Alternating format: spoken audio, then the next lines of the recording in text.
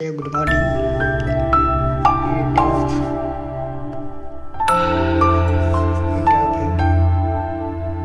थोड़ा पानी करिए, ये गर्म पानी करिए। इसका छोटा वाला बॉल आता है, गर्म करने के लिए इस्तेमाल किया जाता है।